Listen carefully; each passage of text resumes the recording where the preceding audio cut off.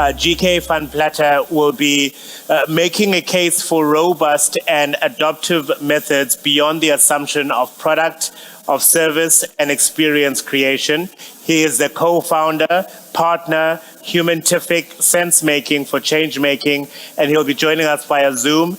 And of course, throughout the remaining 59 minutes of this session, you are most welcome to pose your questions using the app, and I'll make sure that I facilitate the asking of those questions, and those who are in the audience will have a microphone for you. GK, it's so lovely to see you, be it virtually, and I cannot wait to hear what your input for us is going to be this afternoon. Good afternoon to you. Good morning from New York City. It's only 8 o'clock in the morning here, so I'm just having my coffee. I want to thank Richard and Jenna for inviting me. We had a conversation maybe 4 months ago, and then they invited me to speak, so I thought that was very generous of them, so thanks a lot, guys. On the screen, some of you might know that is the screen from, that is the landing page on the NextD Journal website, and I'm here to talk about the Rethinking Design Thinking book, but I want to set the context just for a few minutes.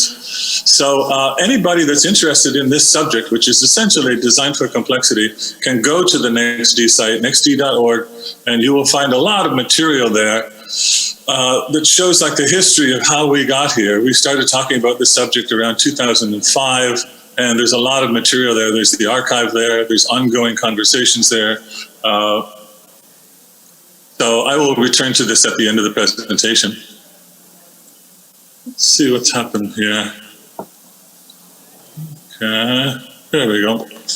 I'm going to be giving a little bit of context before I start talking about the book. I thought probably people might want to know what the heck we do. So our firm, our operating practice is called Humanific, as some of you might know, and sense-making for change-making is what we do. So let's go inside Humanific. We have a number of different ways that we can talk about what we do, but essentially sense-making, Humanific is a sense-making based innovation consultancy, and we were founded in 2002, so we've been around in this arena for a long time. To make a long story short, we figured out when we founded the company, when we were first working with Richard Saul Werman, that there was a relationship between sense-making and change-making. And you see the definition there. I don't need to talk about all the words on every screen because I have a lot of material to walk through. But essentially, sense-making is making sense of ambiguous, complex situations, and change-making is moving from one state to another state, and these two things inform each other. That's essentially what we're doing in practice. So those are the services that we have. We do freestanding sense-making projects, but most of the time, sense-making is part of the change-making. And we probably 50% of our business is capacity building. People see what we're doing and they want to do it too. They ask us to build their capacity. I loaded in here just 3 example challenges. What are the kind of challenges that we work on? And mostly we are in the organizational space. We do some societal change-making work, but how might we tackle fuzzy, complex organizational challenges? How might we maximize the brain power in our organization?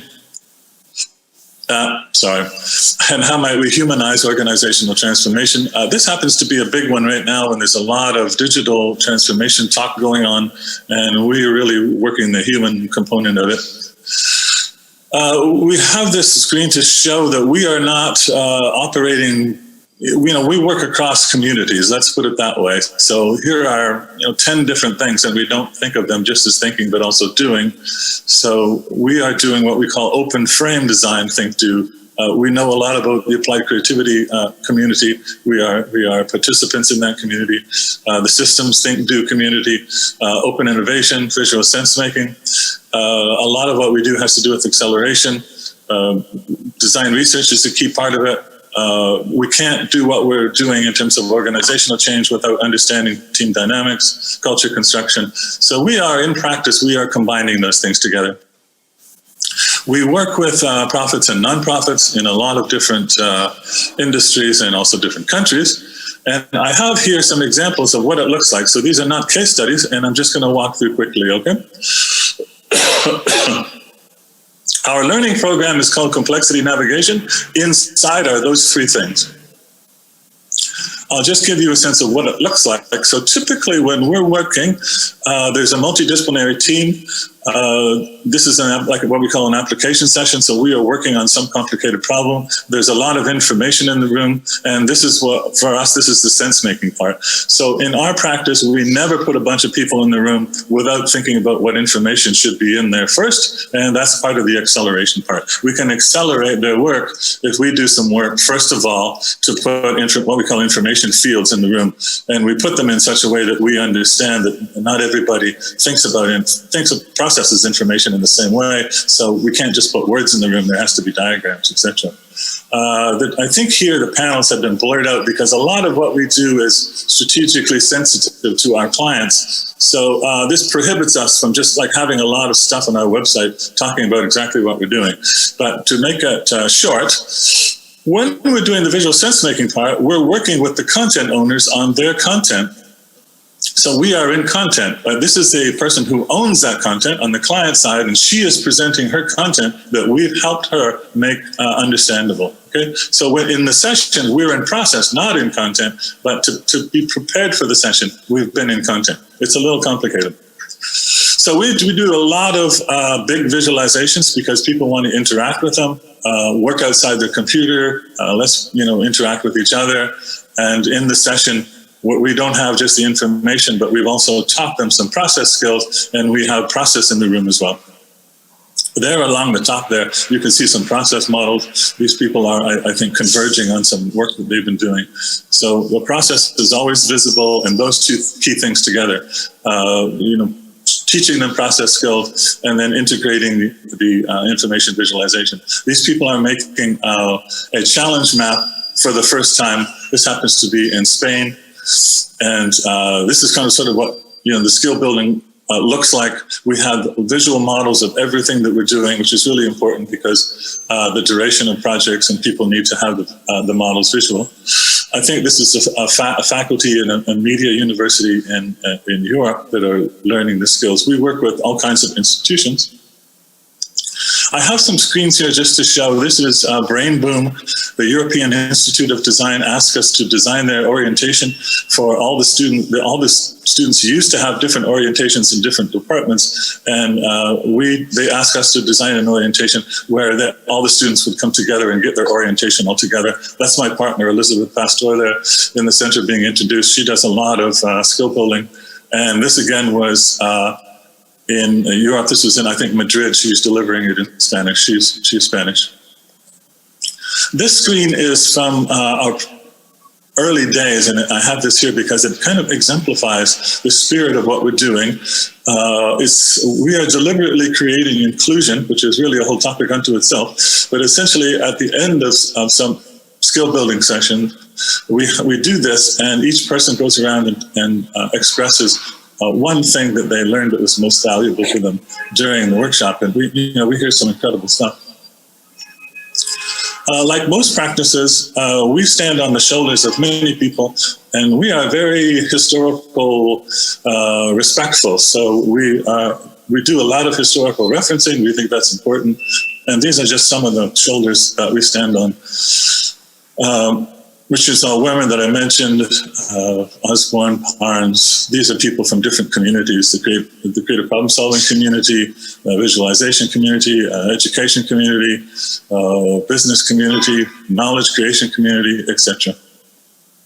Okay, so that was Unitific, and now I have, I think, around 70 screens from the book that I'll walk through quickly. So I think I had around 45 minutes to speak, and I'm going at quite a fast pace, and at the end of it, I guess we'll have some questions. So this is what the book looks like. That's the cover. That's the sketch that I made many years ago when I was first thinking about this book. This is the site for the book, and you see the words that are there. They're very much what the book is about, dedicated to those who are interested in the possibility of reinventing design thinking. And the book sort of is a combination of problem finding and solution making. We made this screen when the book first came out in 2020, and this was the picture that existed at that time.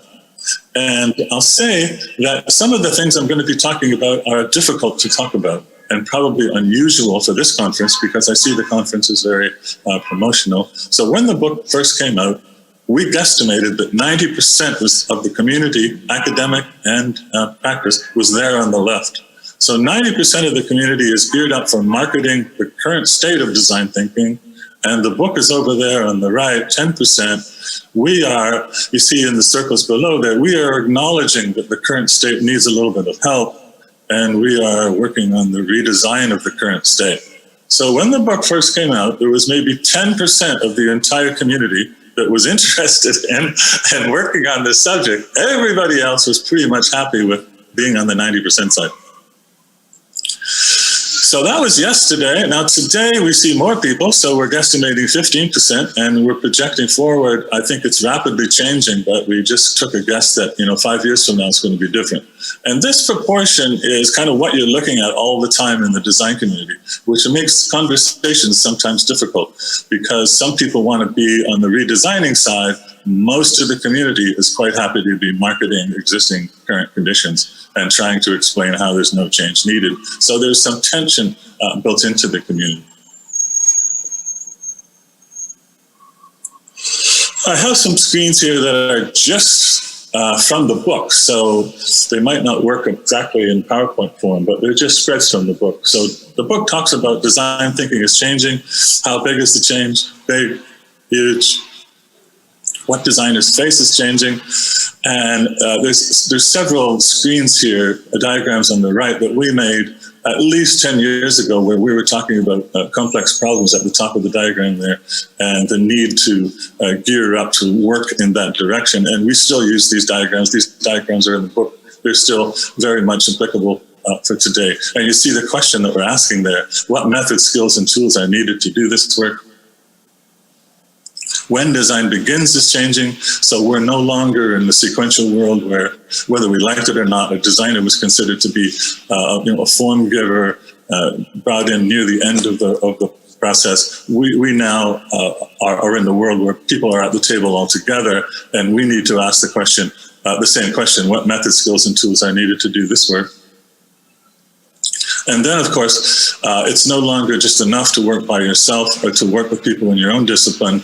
Today, most of the work is around people working with other disciplines. That's what everybody's trying to figure out. So, the engineers learn how to talk to engineers, and it applies to most of the disciplines. What they're trying to figure out is, how do we work together? What does this mean? And again, these are difficult things to talk about, and honestly, we don't see anybody else talking about them. So that's the uniqueness of the book. It's really, we spend a lot of time trying to figure out how do we explain the problem finding that we know of. So there's a lot of talk in both communities, academic and practice, about design philosophy. So often you'll see that statements like design can be used for anything, and the problem that we see is the methodology does not match the philosophy. So there's a gap there. And when you look under the hood of so-called design thinking, most of what you find is product, service, and experience methods. So we're pointing out in this diagram that yesterday today is that there's a disconnect there.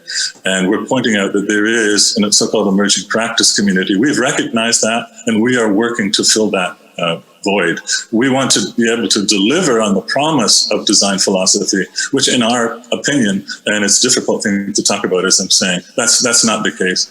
Most of the methodology cannot deliver on the promise of design philosophy.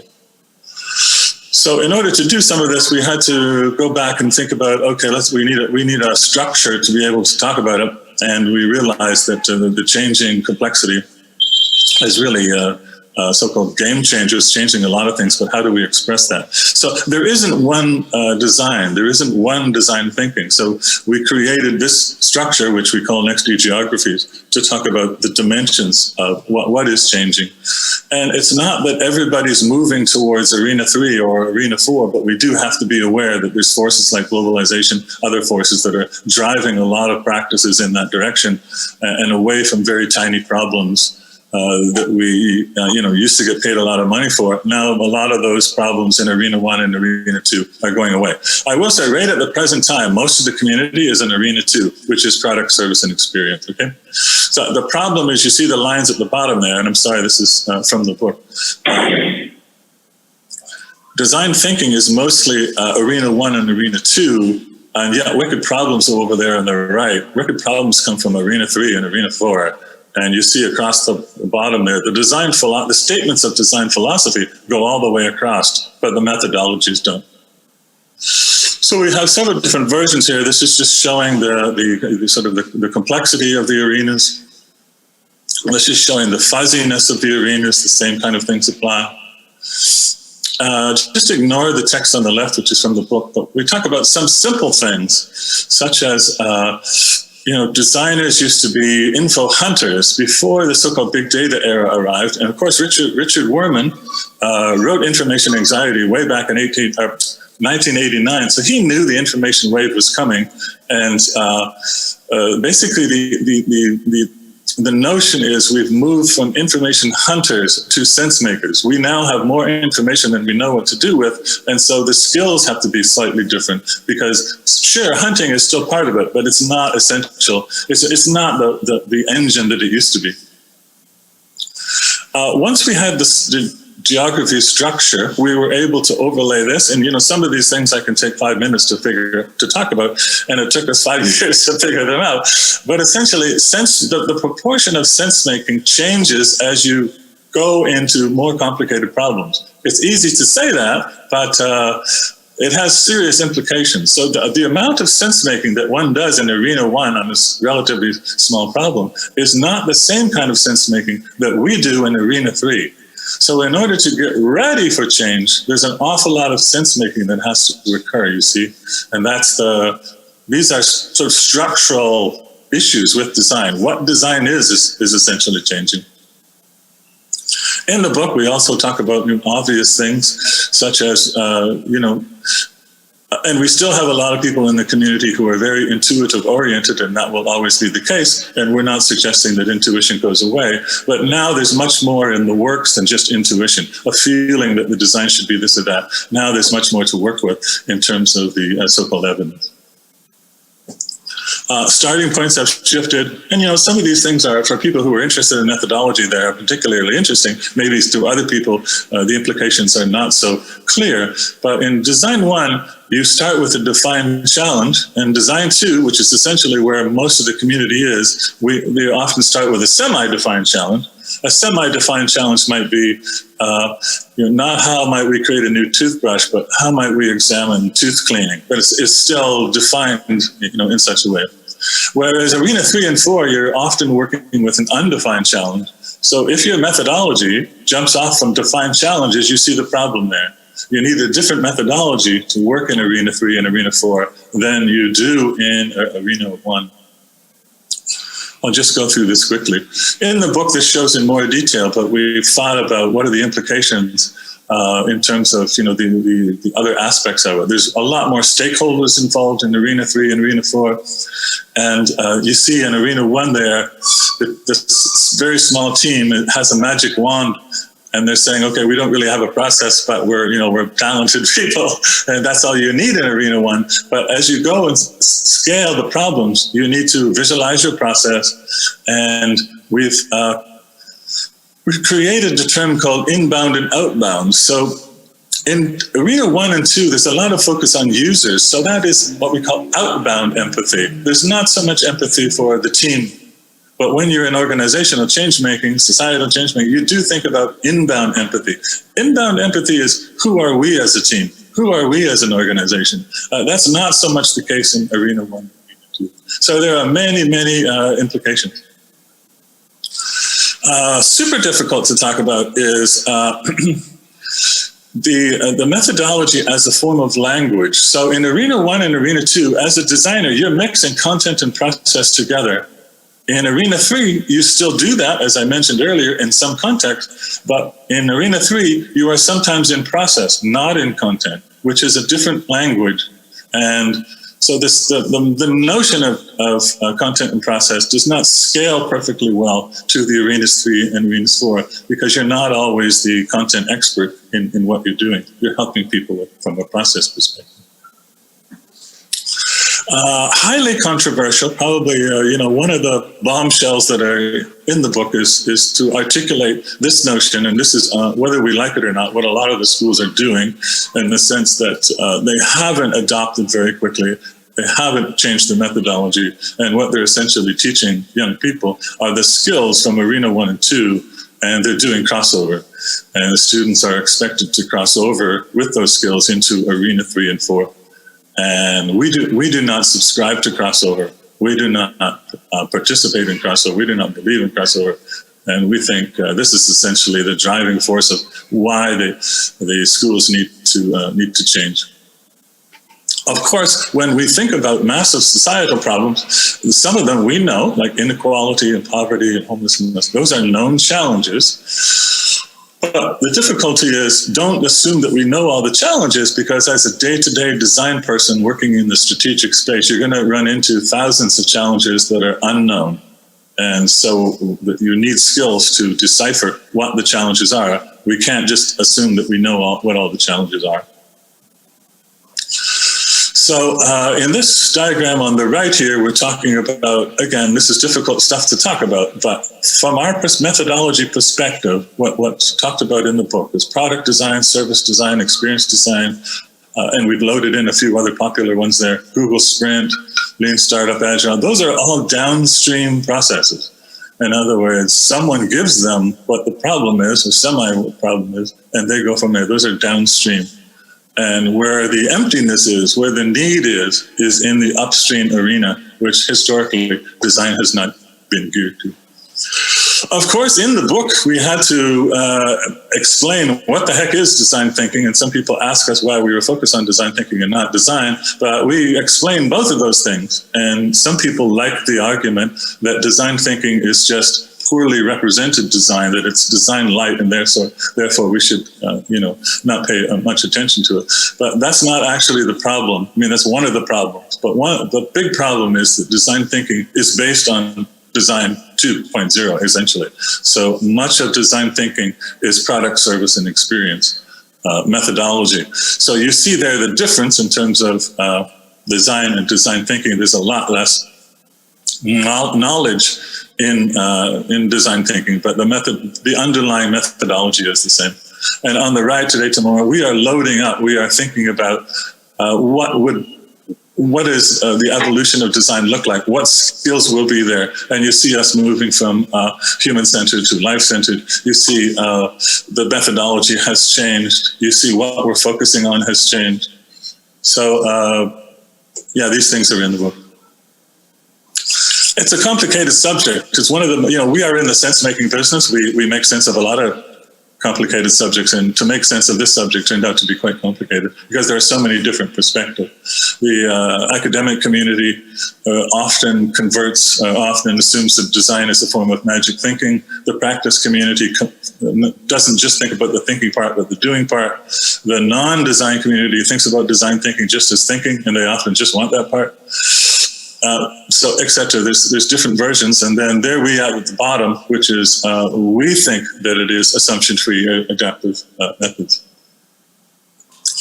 In the book, there are 10 secrets of design, which I don't have them all here. I just have a couple of examples, but we've extracted from the book, and we post this on social media. And these are the elephants in the room of design thinking, essentially. We are not afraid to talk about them, because if we don't talk about them, we can't get on the other side of them. So there's a mountain of confusion around product, service, and experience being positioned as design thinking. It's often not clear in the marketplace that those methods are what we call assumption boxed. And most of the schools don't teach them as assumption boxed, but from a process perspective, that's essentially what they are. So they contain baked-in assumptions regarding both the challenge paths and the solutions paths. So they're not so applicable to the Arenas 3 and 4, but that's where they're being used.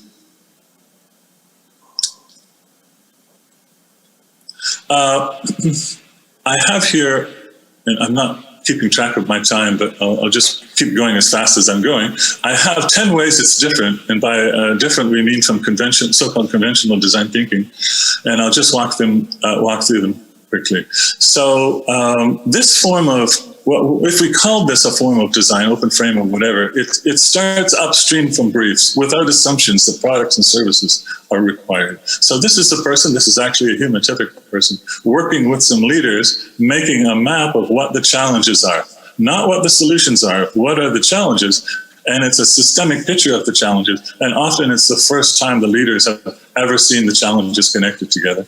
So those are challenge constellations, and this form unpacks maps and works in constellations rather than a single design brief. So each, in terms of the old language, each of those, which are how might we do this, how might we do that, which comes from applied creativity, not design. Each of those is the so-called design brief. And as you saw in the earlier photograph, there can be hundreds of them there. Sense-making rises, as I mentioned earlier. Yes, the age of information abundance, proportion of sense-making increases as we scale in complexity. So this is where human-tific works most of the time. And honestly, why we don't fit into some design conferences, especially the 1.0 arena ones, is that we're essentially doing something that's quite different. Mm-hmm. As information fuels, as I mentioned to you, yes, we consider not just putting people in the room, but what kind of information we need in the room. And of course, we assume that because of the complex problems that the co-creation is not something unusual, but it's essentially the norm. And people want to learn more about how we're going to do that in a more effective way. And essentially, we try to approach that subject from the perspective of behaviors, which again is not a traditional design subject, but it comes from creative problem solving. Behaviors come from creative problem solving. Divergence and convergence repeats in every step. I won't do the double diamond thing here, but divergence and convergence are root behaviors that we teach in our version of Workshop 1. Most important. The notion that process is externalized. As I said earlier, it's not that intuition goes away, but because of the nature of projects, we have to have process visible at all times and be able to talk about where we are. It's more like a compass than a linear process. Like, it enables us to have a discussion around, like, where are you in process? Where am I in process? Where are we going? Not so well understood is we've already jumped into the cognitive inclusion space. We are involved in creating psychological safety, and that comes from understanding thinking style preferences and articulating the design process, or the innovation process, if you want to call it that, involves all thinking styles, and we are there to facilitate psychological inclusion. As I mentioned earlier, in terms of how the languages shift, when we are in a session that involves sort of advanced problem solving, we are in process, not in content. The people there own the content, and we are helping them. We are guiding them through the process. We are providing the information that's based on our conversations with them, but we are in process, not content. We figured out a way that all the pieces fit together. So in organizational context, it's not enough just to say, here's a couple of techniques. You have to be able to connect to the vision of the company, the strategy, the values, and all the pieces fit together, which we call harmonics. In the book, we have 25 change avenues. So we didn't want the book just to be, here are the problems, but we actually talk about, here are some of the solutions. And I have this screen here just to show that Peter Jones, my colleague, appears in the book in the form of conversations. We have been having conversations for numerous years, and this one was called Methodology House on Fire, because we wanted to instill the notion that there is some urgency to what we're talking about here. But in the book, and also we made these versions for social media, we suggest 25 ways that we can move from the current state of design or design thinking to this state that we're talking about, which is more geared to too complicated problems, too complex problems. We prefer that term. Step away from the dependence on packaged design briefs, no more built-in assumption tracks. And this is a big one, constantly engaging around the double diamond thing. Oh my God. This is an entire subject unto itself. step away from double diamond. It never made any sense in the first place. Just quickly, there are no design processes that only contain two cycles of divergence and convergence. This has been known since like 1950, and yet on and on and on and on in the design community is double diamond. It's like, oh my God. Closing, okay. In the book, we speculated a couple of things. What might a future school look like? So we've included the elements of a future school of enterprise transformation, societal transformation, and you can see there all the pieces: adaptive methods mastery, innovation acceleration, systems thinking, open framing. Again, it's life-centered. And you see the little note on the left-hand side there. We are depicting this as the challenges are huge, but the hour is already late, the stakes are high, and the opportunity is gigantic. At the end of the book, we include this little framework to do a little reality check when you are starting a project in terms of checking in with, what methods, what scale are we going to be working at, and what methods and skills do we actually have? Do we need to rethink some of those things before we just kind of jump in? That's the back of the book. And of course, in the back of the book, we do get asked this question from time to time: is there a design? Is there an Arena 5 thinking about the planet? And we just put it there sort of as a speculation that, okay, maybe somebody in the future might think about what Arena 5 is, or is there an Arena 5? But presently, the 1, 2, 3, 4 structure, with 4 being societal problems, works pretty well. In reaction to the book, we reached out and had it reviewed by some folks, and it's a difficult book, but the reaction has been pretty much the same, that this is a book that shatters some of the built-in assumptions. This is Peter Coughlin, formerly from IDEO. And this person is talking about, okay, we're pointing out the elephants in the design thinking living. Just quickly, I'll mention that the book is not a standalone thing, but it's part of a movement, and there's been other authors, and now on the NextD site you can go and you can see we have a collection of quotes from other people who are also writing into the space.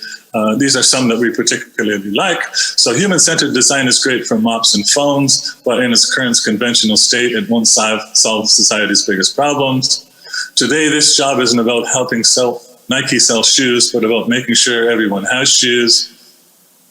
If you are a design student, you need to demand a design education that's going to prepare you for the actual problems you are going to face in your career, and you can find many more on the NextD site. This is a question that we sort of always ask in the NextD context. This is a question for ourselves. We are part of the community. We are asking this question: who will lead design in the 21st century? And the answer continues to be, get ready. So yes, this is back to the nextd.org site, and you can find much related material there. I'll end with this, that we are actually looking for graduate schools to work with to create new design for complexity programs. So if you're interested in this subject, if you resonate with some of the things that we're talking about in the book that I've talked about briefly here, get in touch with us. We are interested in helping schools move in this direction. Thank you very much.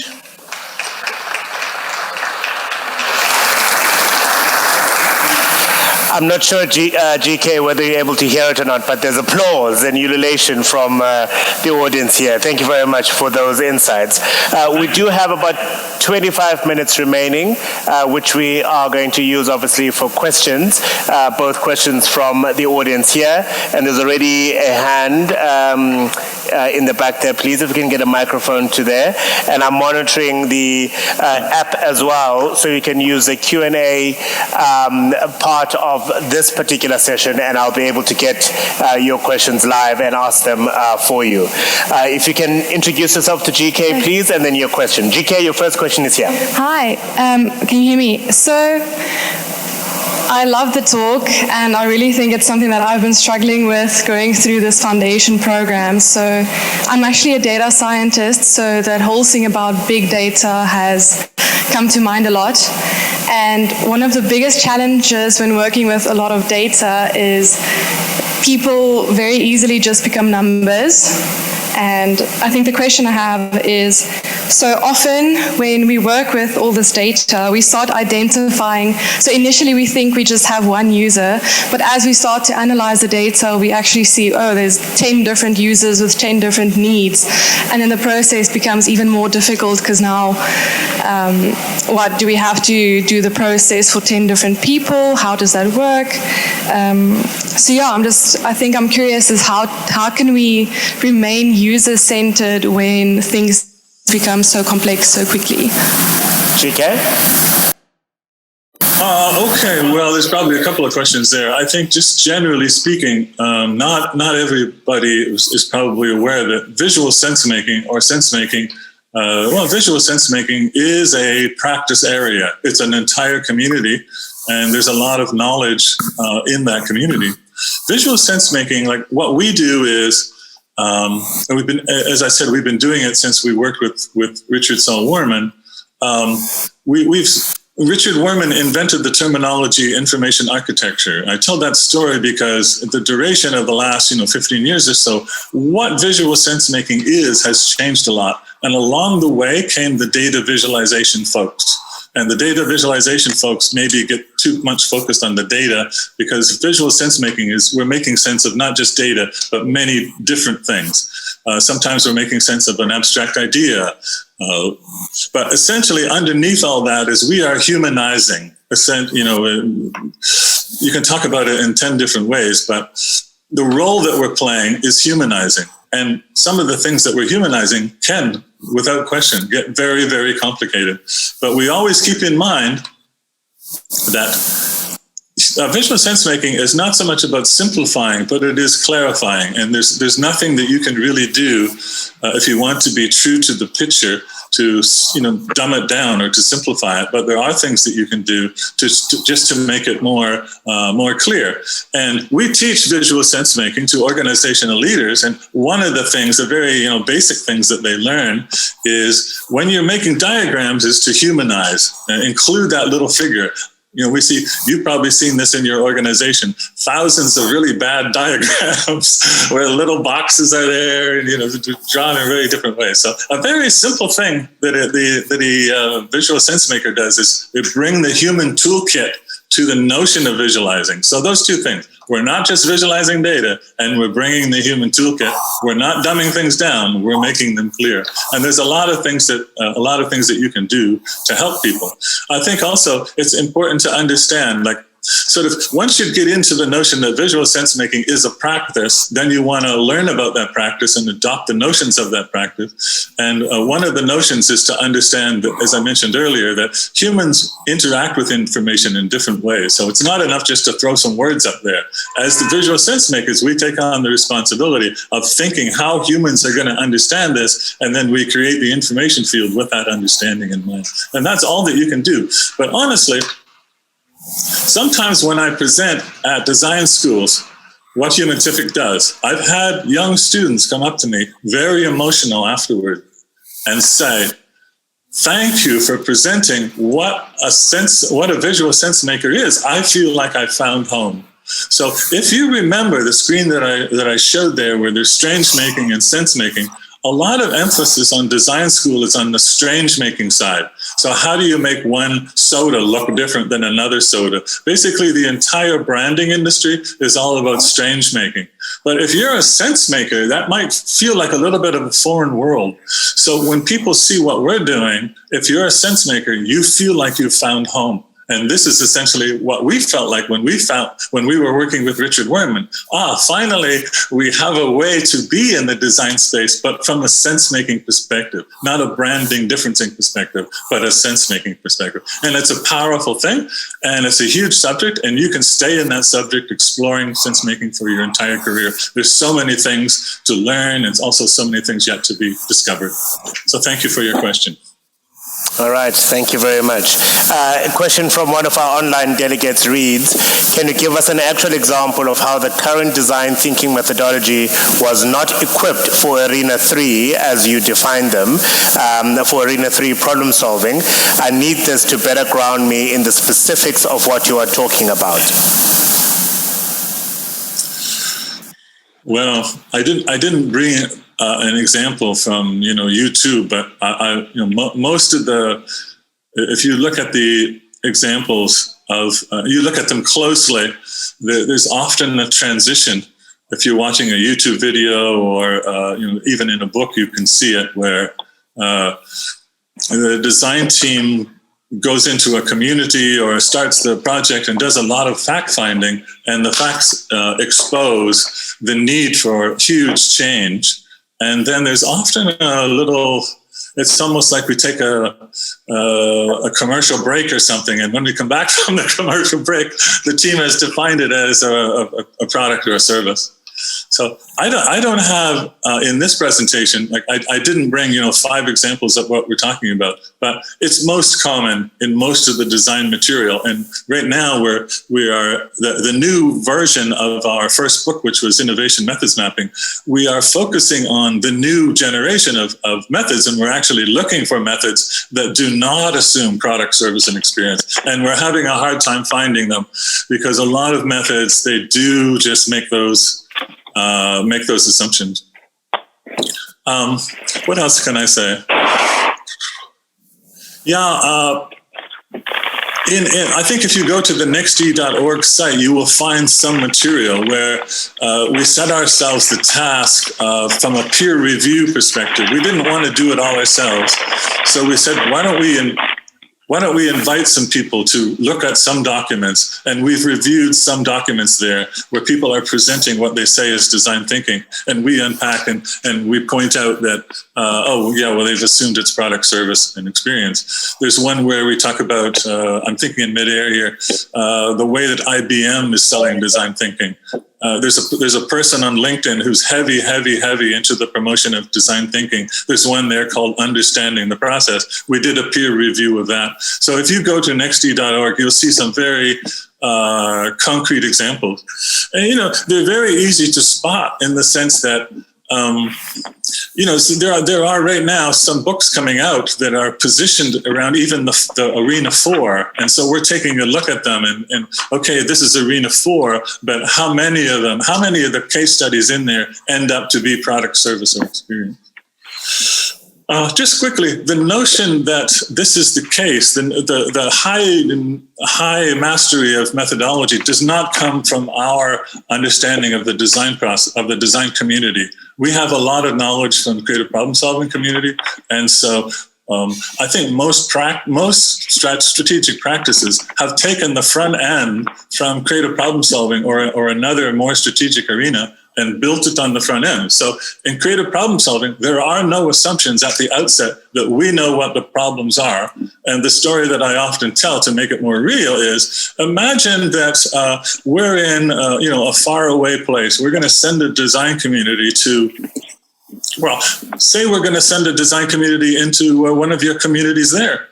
Now, would it make sense if the design team showed up and said, we're here to help with the community problems? They're talking to the community leaders. We're here to help with community problems, but everything has to be converted into a product, service, or experience. Would that make any sense? Of course, it would not, but that's what we're doing. That's what a lot of the schools are doing. So as soon as you're onto that awareness, you can't unsee it. So you see it everywhere. I hope that answers your question. Okay.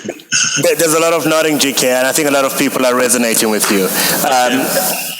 We have our next question in the black and white, and then it will be followed by the gentleman in the green and white. Once again, if you can introduce yourself, and then your question for GK, please. Microphone, audience microphone, yeah? You can go ahead. Hello? Yeah. Hello everyone, my name is Pearlie, and I saw on that one graph only 25% of people in 2027 adopt the rethinking in design thinking, and I was wondering how might neuroscience play a role in helping more people adopt the rethinking and design thinking? And perhaps if I can add to that question, GK, is there an optimum? Is there an ideal percentage of people who are thinking in design thinking versus whatever the majority of people might be? Well, it's not a party that we own. I mean, come and join the party. We tried to get some of the schools involved, but honestly,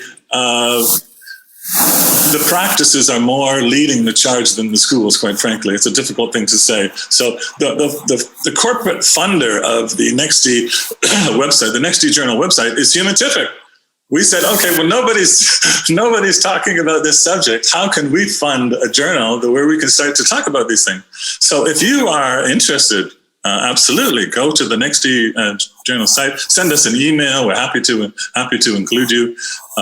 We've thought about other conferences that we could do specifically on this subject, but quite frankly, we need help. We need all the help that we can get. So that's why I said at the end of my presentation, we're looking for schools, we're looking for collaborators. It's an open party, and it's even difficult on any given day to understand, is that number 25%? Is it 15%? We're just guessing because people write to us and tell us what they're doing. You know, we are involved in the emerging practice community. We know other people. My friend Peter Jones is heavily involved. He just came out with a new book, which I was just reading. So there are people waking up to the notion, and some of them have been awake for at least 10 years. You know, we're in this party, and the party is evolving. Other schools are coming along and saying, hey, yes, finally we're ready to take on design for complexity. Well, you know, what do we do? So happy to have you on board. And can neuroscience help? Can it shift the needle in any way, which was the original question? I have no idea, but let's have a conversation. That's what I would say. All right, thank you. Your next question. It's on. Hi, TK. Robert Bloom here. So you used a concept called change making, or referred to a concept in your wheel called change making. And ultimately, if you're dealing in Arena 4, you're dealing with some sort of a wicked problem as you showed us. So if we're dealing with a wicked problem and we're trying to bring about some sort of constructive or positive change, then we're looking at some sort of system redesign. And at the moment, we're talking about the term design thinking, but the question that I have for you is design thinking system design? Can it be used as system design? Should it still be called design thinking? Why do you stick with design 4.0, design thinking 4.0? What, you know, is it something else?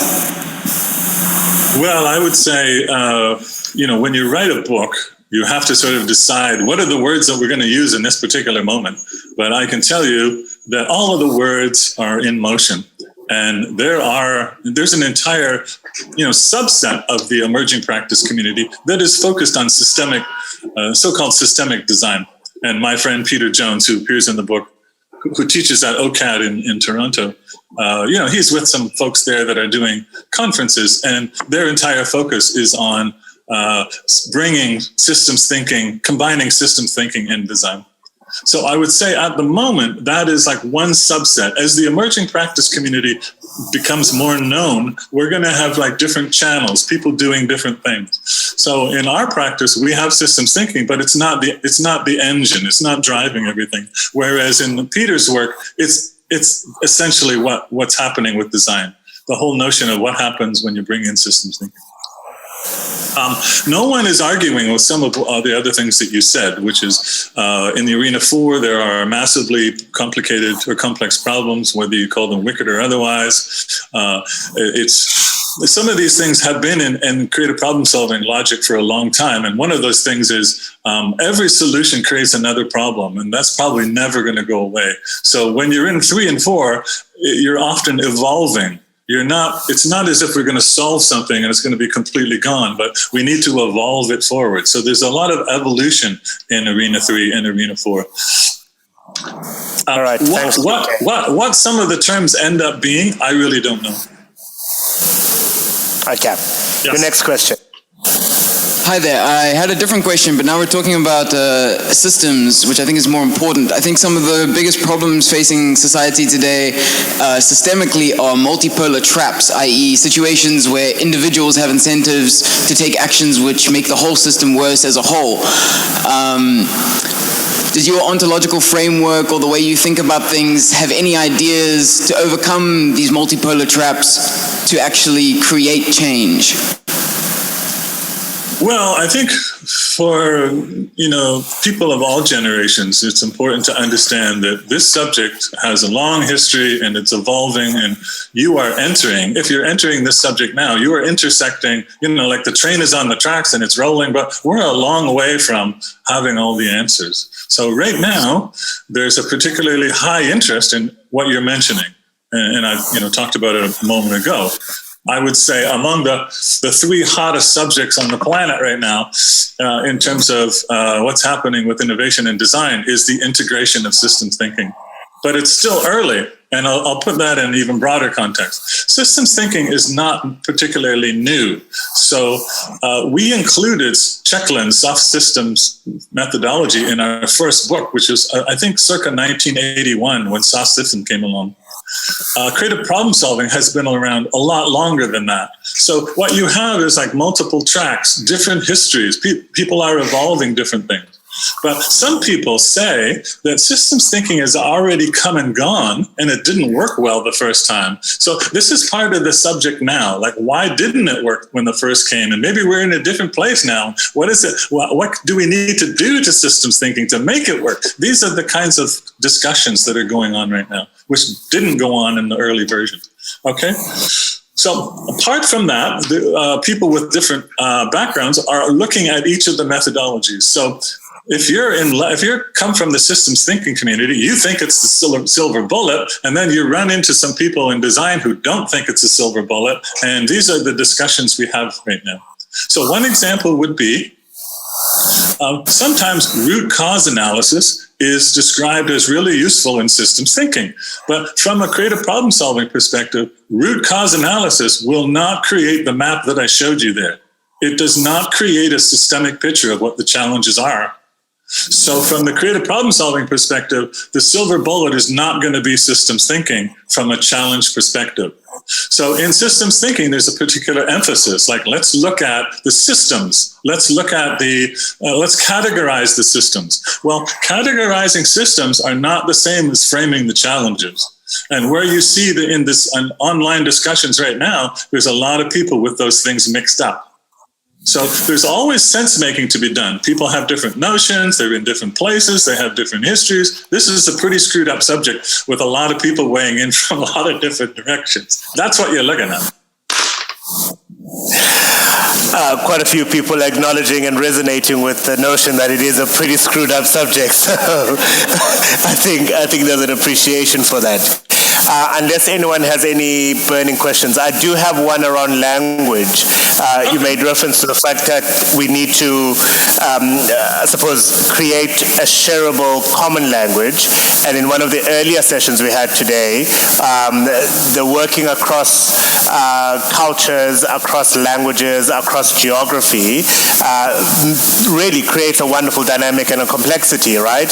Where there are languages, for example, Arabic, that does not even have design thinking informing words, where on the African context, people are seen as working in rural or arts and craft as opposed to appreciating that it is design thinking. Add to that the complexity that we might all speak and communicate in English, but because of our diversity in interest, in expertise and knowledge, we don't even come with the English language with a common language. How would you propose we even think about realizing a solution to that? Well, let me say this. There are so many things that need to be transitioned or evolved, but I would say that one of the most important things, and each of us can look at these pictures and decide what we want to grab onto. But the notion of inclusion is something that Elizabeth and I grabbed onto, and it really came from the field of information design. How do you create information that is inclusive? This was, for us, this was 20 years ago. And then we realized that we also needed inclusive processes. We needed inclusive everything. So inclusion is underneath. Now, if you just stop and think for a moment, that was pretty revolutionary, because if you look at the literature of design, design historically has been exclusive, not inclusive. So this is a huge thing that you can decide to embrace, the moving away from the notion that design is an exclusive thing towards the notion that it is more inclusive. And this is particularly useful at the scale of Arena 3 and Arena 4. So, maybe we didn't want everybody involved in the design of a lamp in Arena 2, but we do want more people involved when we're thinking about changing organizations and when we're thinking about changing societies. So we need to change our perception of what design is as we scale the arenas. And inclusion is central to the success of the future of design in the Arenas 3 and Arenas 4. So when in our practice, when we think about what you're mentioning as diversity, again, there are many people posting on LinkedIn and other places. Here are 25 ways to think about diversity, but they don't have cognitive diversity. So how we think about diversity is thinking styles diversity, whether we have people in the room who are divergent and have people in the room who are convergent, and then we link it to, okay, why do we have so many people in organizations that are convergent? Where is that coming from? Well, guess what? That's what they've been teaching in the business schools for decades. They've been teaching that convergent thinking is the highest form of value.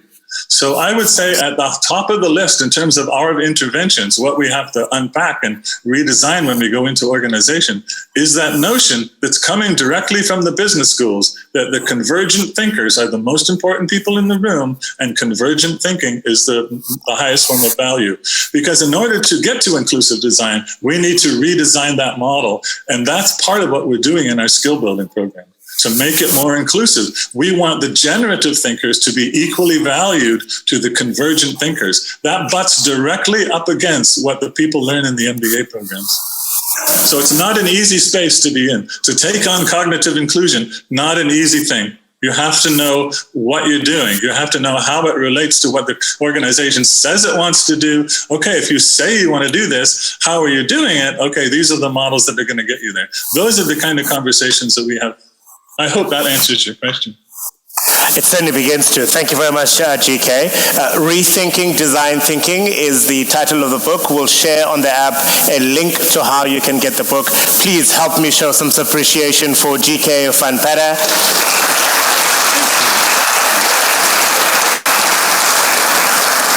Thank you so much for your insights, and thank you so much for waking up so early in New York. Do enjoy what's left of your Wednesday. Thank you, everyone.